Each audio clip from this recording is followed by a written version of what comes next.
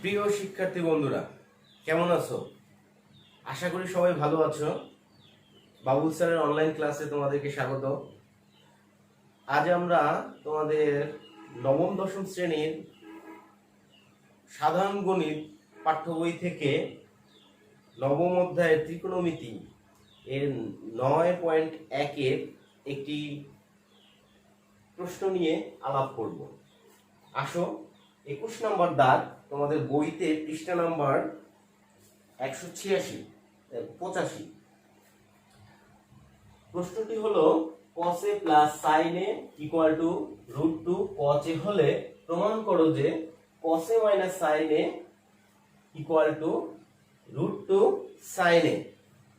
আচ্ছা, এই অঙ্কটির আরো কয়েকটি রূপ আছে, আমরা সেই রূপ কয়টি লিখে ফেলি, দেখি কি লেখা যায়। এভাবেও হতে পারে cos a minus sin a equal to √2 sin a হলে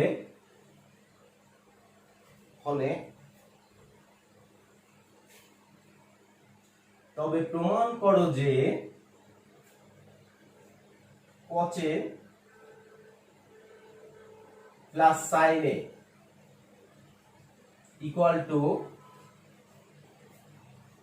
2√2 cos a। অন্যভাবে হতে পারে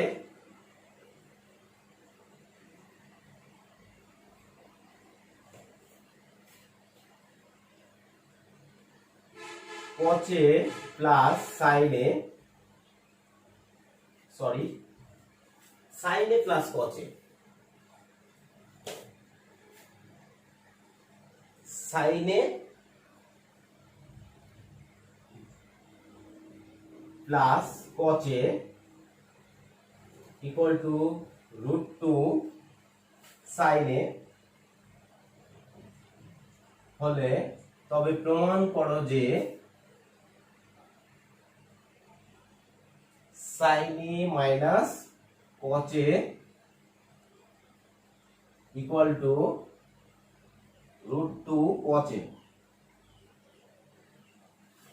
এভাবে হতে পারে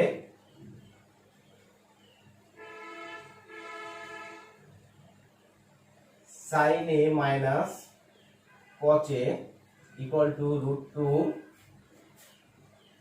cos a হলে প্রমাণ করো যে sin a plus cos a equal to √2 sin a। বিভিন্ন ভাবে তোমাদের এই অঙ্কটা হতে পারে। তো চলো আমরা প্রথম যে অঙ্কটি দেয়া আছে সেভাবে করি, এবং বাকিগুলো তোমরা একই নিয়মে বাড়িতে বসে চেষ্টা করবে, দেখবে পারবে। তো প্রথমে আমাদের কি করতে হবে? প্রথমে সমাধান করতে আমাদের প্রথমে দেয়া আছে, কি দেয়া আছে?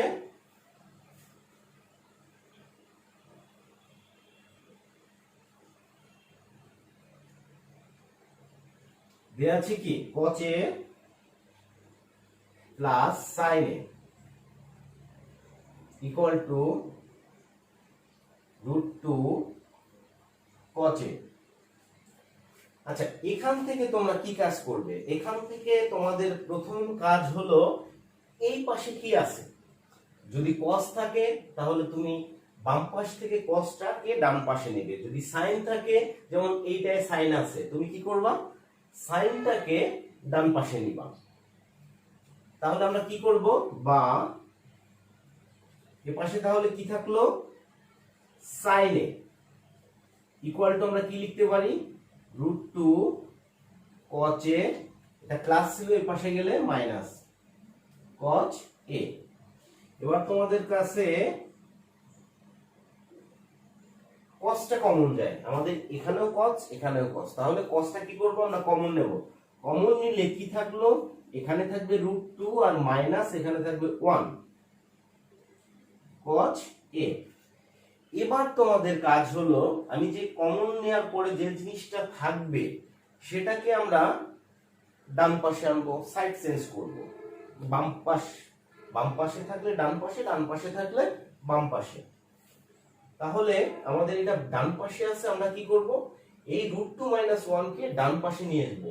কিভাবে নিয়ে আসবো এটা আমরা জানি, গুণাকারে থাকলে সাইড চেঞ্জ করলে ভাগাকারে হয়ে যায়, তাই না? অবশ্যই। তাহলে এটা কি করব, সাইন ভাগ হবে √2 - 1, এখানে থাকবে cos a। এবার তোমাদের কাজ কি, এবার কাজ হলো আমাদের সব সময় সব অঙ্কের ক্ষেত্রে তুমি একই জিনিস, একটা জিনিস মাথায় রাখবে, সেটা হলো আমাদের যদি নিচে রুট থাকে, নিচে মানে যদি হরে কখনো রুট থাকে, সেই রুটটাকে ভ্যানিশ করার জন্য আমরা বিকল্প কিছু খুঁজবো। বিকল্পটা কি, এই একই জিনিস শুধুমাত্র চিহ্ন পরিবর্তন করে উপরে নিচে গুণ করব। কি বলছি আবার বলি, একই জিনিস যা থাকবে তার চিহ্নটা, মাঝের চিহ্নটা পরিবর্তন করে উপরে নিচে আমরা গুণ করব। তাহলে কি হয় দেখো, আমাদের এখানে ছিল কি √2 - 1, বলছি একই জিনিস উপরে নিচে শুধু চিহ্ন পরিবর্তন হবে, তাহলে 2 + 1, এখানেও কি হবে √2 + 1, আর সাথে ছিল কি sin a = cos a। এবার কাজ কি, এবার তোমার হরে দেখো a - b * a + b মানে কি a² - b²। তাহলে আমরা কি করতে পারি, √2 + 1 sin a, আর নিচে কি হলো √2 এর স্কয়ার - 1 এর স্কয়ার, আর ডান পাশে cos a। এবার আমরা কি করতে পারি, এবার রুট আর স্কয়ার যদি বাদ যায়, এখানে থাকে 2 আর এখানে 1 এর স্কয়ার 1, তাহলে 2 থেকে 1 বাদ গেলে কি থাকে 1 থাকে।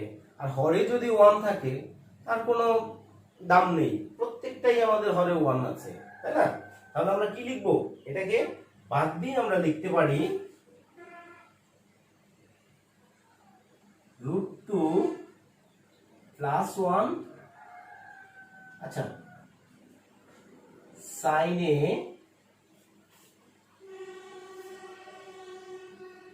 = cos a। এবার আমি এটা গুণ করে দেই, তাহলে √2 sin a আর 1 এর সাথে যদি গুণ করি sin, তাহলে sin ই হবে cos a। এবার তোমাদের প্রশ্নে কিভাবে চাইছে আমরা সেভাবে সাজাবো। আমাদের কি চাইছে, আচ্ছা আরেকটা লাইন করি, √2 sin a cos a, সাইনটাকে ওই পাশে নিলে মাইনাস হয়ে গেল।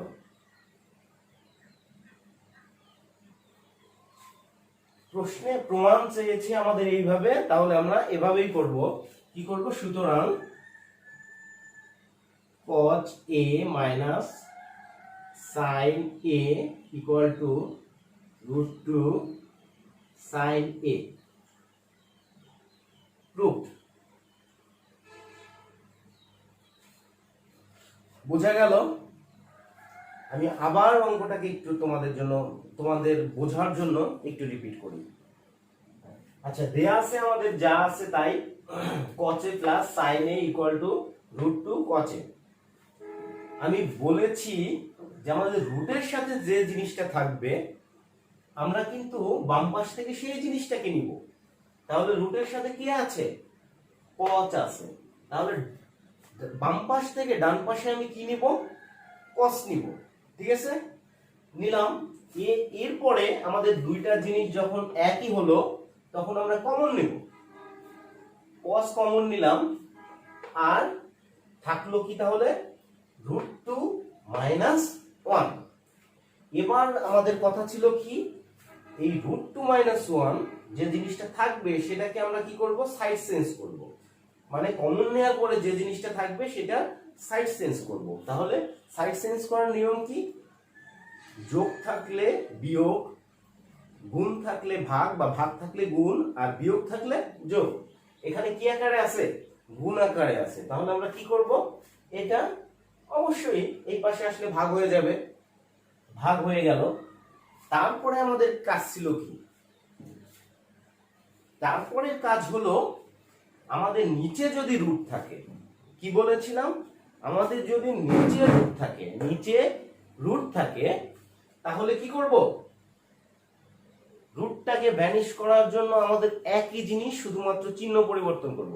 চিহ্ন পরিবর্তন করলে কি হবে, চিহ্ন পরিবর্তন করলে আমাদের নিচের রুটটা ভ্যানিশ হয়ে যাবে।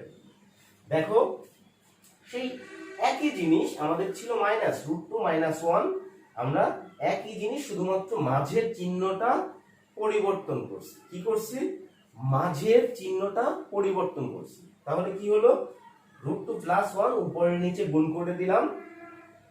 এরপরে নিচে আমাদের একটা সূত্র চলে আসছে, কি, √2 - 1 a - b * a + b এই আকারে।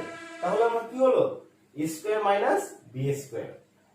এখন দেখো রুট আর স্কয়ার বাদ দিয়ে কিন্তু 2 থাকে, আর এখানে 1, 2 থেকে 1 গেলে কি থাকে, 1, সেটা আমরা লিখলাম না।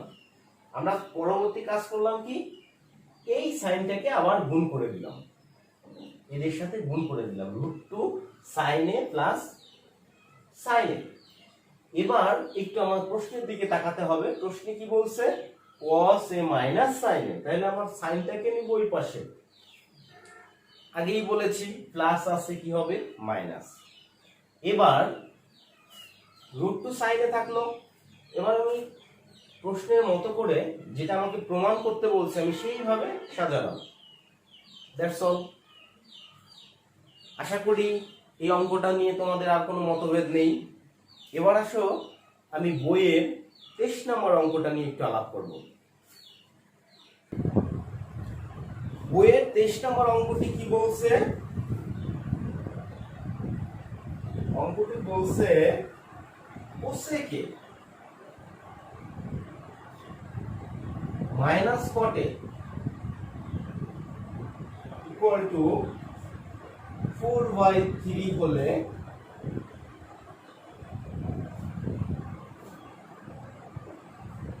cosec a plus cot a এর মান কত,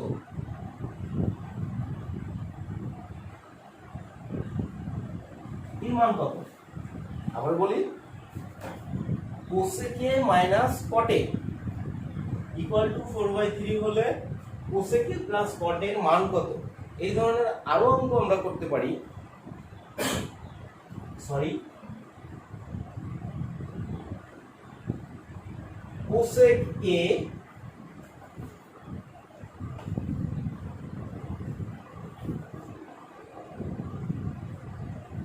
plus cot a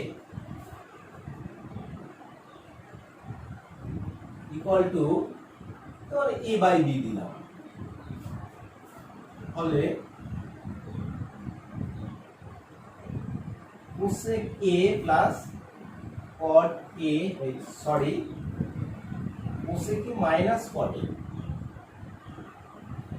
এর মান কত।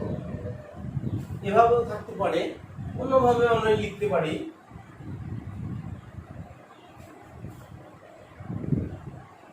sec a plus tan a = p/q হলে sec a minus tan a এর মান কত। অথবা sec a minus tan a p/q হলে sec a plus tan a এর মান কত। এখানে পি বাই কিউ থাকতে পারে, অন্যভাবেও থাকতে পারে, মনে করো রুট থাকতে পারে, √3 মাইনাস √2, এই ধরনেরও থাকতে পারে। যেভাবেই থাকুক, আমাদের এই অঙ্কগুলো যেভাবেই থাকুক, আমরা যদি একটা অঙ্ক ঠিক মতো করতে পারি, বাকিগুলো অবশ্যই পারবো। তাহলে চলো আমরা প্রথম অঙ্কটাই করি। কি দেয়া আছে?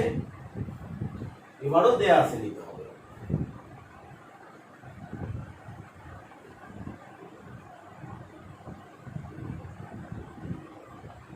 দেয়া আছে কোসেকে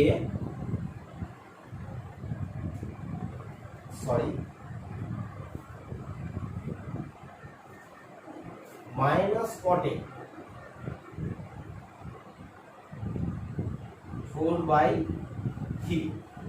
এই অঙ্কের ক্ষেত্রে তোমাদের নিয়মটা কি?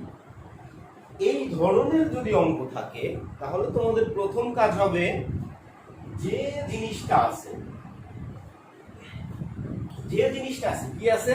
Cosec minus cot A. তাহলে এটার বিপরীত চিহ্ন দিয়ে উভয় পক্ষকে গুণ করব। কি করব? বিপরীত চিহ্ন দিয়ে উভয় পক্ষকে আমি গুণ করব। সরি, তাহলে আবার বলি, কি বলছি? এই ধরনের অঙ্ক যদি আমাদের থাকে তাহলে আমরা কি করব? বিপরীত চিহ্ন, একই জিনিস, শুধুমাত্র চিহ্নটা হবে বিপরীত। প্লাস থাকলে মাইনাস, মাইনাস থাকলে প্লাস, উভয় পক্ষকে দেয়া আছে, উভয় পক্ষকে গুণ করব। তাহলে এটা কি আছে? আমার চাইছে প্লাস, প্লাস দিয়ে উভয় পক্ষকে গুণ করব। বা cosec A minus cot A into cosec A plus cot A 4/3। Cosec A plus cot A. কি করলাম? এখানে আমরা লিখতে পারি উভয় পক্ষকে কোসেকে মাইনাস কটে দিয়ে কোসেকে প্লাস কটে দ্বারা গুণ করব। সেই কথাটা তোমরা একটু লিখে নেবে। কোসেকে প্লাস কট এ দ্বারা গুণ করি। এবার যদি আমি গুণ করি তাহলে কি হলো? দেখো এখানে কি হলো? a minus B into A plus B. সূত্র কি? a square minus B square. তাহলে cosec square A minus cot square A equal to কি থাকলো? 4/3 কোসেক এ প্লাস কট এ। আচ্ছা, কোসেকে মাইনাস কটে মানে কি? কোসেকে মাইনাস কটে হলো 1। আমরা সূত্রে জানি কোসেকে মাইনাস কটে হলো 1। তাহলে আমাদের এখানে কি হবে? 1 equal to 4/3 cosec A plus cot A. আমি এটা যদি হ্যাঁ একটু সুন্দর করে সাজাই, আমাদের এটা আছে, আগেই বলেছি, যদি এটা কি করব? আমাদের এটা তো দরকার নাই, প্রমাণে চাইছে কোসেকে প্লাস কটের মান। তাহলে আমাদের এই 4/3 কে বাম পাশে নিয়ে আসতে হবে। কিভাবে নিয়ে আসবো? এইটা গুণ আকারে আছে, এটা হবে ভাগ, এইটা ভাগ আকারে আছে, এটা হবে গুণ। আলটিমেটলি উল্টিয়ে যাবে। তাহলে কি হলো? 3/4 equal to cosec A plus cot A. Okay, সুতরাং কোসেক এ প্লাস কট এ এর মান 3/4 হলো। আমি আবার একটু বুঝাই। এখানে কোসেক এ মাইনাস কটে দেয়া আছে। আমি বলেছি যে যেটা দেয়া থাকবে তার একই জিনিস বিপরীত চিহ্ন দিয়ে, মাঝে যে চিহ্নটা থাকবে তার বিপরীত চিহ্ন দিয়ে উভয় পক্ষকে গুণ করব। তাহলে এখানে কোসেকে মাইনাস কটে ছিল, আমি উভয় পক্ষকে শুধুমাত্র চিহ্ন পরিবর্তন মানে প্লাস দিয়ে গুণ করেছি। তারপরে এটা সূত্রে গেছে, সূত্রে যাওয়ার পরে আর এটা থাকলো। আমি যেহেতু আমার এই মানটা দরকার, কোসেকে প্লাস কটের মানটা দরকার, সুতরাং এই 4/3 কে আমি বাম পাশে নিয়ে আসি, সাইড চেঞ্জ করলে হয়ে যাবে কত 3/4। ক্লিয়ার? এবার তোমাদের প্রশ্ন থাকতে পারে যে স্যার এই যে কোনো মান আসলে আমরা পারলাম, কিন্তু যদি রুট থাকে তখন কি করব? হ্যাঁ, যদি রুট থাকে সেই ক্ষেত্রে একই নিয়ম, শুধুমাত্র তুমি লাস্টে একটু চেঞ্জ করবে। ধরো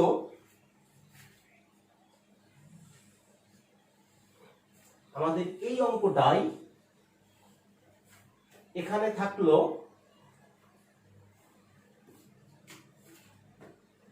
√3 - √2, এটা থাকলো। তাহলে তুমি কি করবা? সে একই নিয়ম দেয়া আছে, কি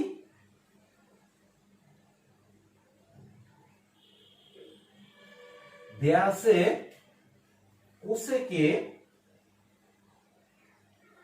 মাইনাস কটে ইকুয়াল টু √3 - √2। আমাদের কথা ছিল কি? আমাদের কথা ছিল যে যে জিনিসটা দেয়া থাকবে অপোজিটটা যদি আমাদের নির্ণয় করতে হয়, তাহলে যে জিনিসটাকে আমরা, যে জিনিসের মানটাকে বের করতে হবে সেই জিনিসটা দিয়েই গুণ করব। তাহলে আমরা উভয় পক্ষকে কি করব? কোসেকে মাইনাস কটে এর সাথে গুণ করব কোসেকে প্লাস কট এ। আর এ পাশে ডান পাশে কি থাকবে? √3 - √2 এর সাথে কোসেকে প্লাস কটে। এবার বাম পাশে আমাদের সূত্রে চলে গেল কোসেক স্কয়ারে মাইনাস কট স্কয়ারে, আর ডান পাশে কি থাকলো? √3 - √2 এর সাথে কোসেকে প্লাস কটে। তাহলে এই যে cosec square A minus cot square এ, এইটা তো আমরা জানি 1 সূত্র, ইকুয়াল টু √3 - √2 এর সাথে গুণ হবে কোসেকে প্লাস কটে। আচ্ছা, এবার একটু সাইড চেঞ্জ করি, তাহলে আমরা ডান পাশটাকে আগে লিখি। কোসেক এ প্লাস কট এ সমান কি হলো? এই যে গুণ ছিল এই পাশে গেলে ভাগ, তাহলে 1/√3 - √2। আচ্ছা, এবার আমার এই পাশের কোনো কাজ নেই, কাজটা হবে এই পাশে। কি করব? আমি তোমাদের আগেও বলছি, এই ক্লাসের প্রথমেই বলছি, যদি নিচে রুট থাকে তাহলে একই জিনিস শুধুমাত্র চিহ্ন পরিবর্তন করে উপরে নিচে গুণ করতে হবে। তাহলে একই জিনিস কি আছে আমাদের এখানে, যেটা আছে সেটা লিখি। √3 - √2 এর সাথে গুণ করব √3 প্লাস √2, আর উপরে গুণ করব √3 প্লাস √2। নিচে কি হলো? √3 এর স্কয়ার মাইনাস √2 এর স্কয়ার, আর উপরে থাকবে √3 প্লাস √2। তাহলে আমাদের উপরে থাকলো √3 প্লাস √2, আর নিচে থাকবে 3 - 2 রুট। সুতরাং √3 প্লাস √2 কি পেলাম? কোসেকে প্লাস কট এর মান কি পেলাম? √3 প্লাস √2। এটা কি তোমাদের বুঝতে সমস্যা হয়েছে? না। আমি যে অঙ্কগুলো দিয়েছি বাড়িতে অবশ্যই এগুলো প্র্যাকটিস করবে, আর যদি কোনো ধরনের সমস্যা থাকে তাহলে আমাকে জানাবে। আজকের মতো ক্লাস এই পর্যন্তই থাকুক। সবাই ভালো থাকো, সুস্থ থাকো, ঘরে থেকো, বিনা প্রয়োজনে ঘর থেকে বের হলো না। ধন্যবাদ সবাইকে।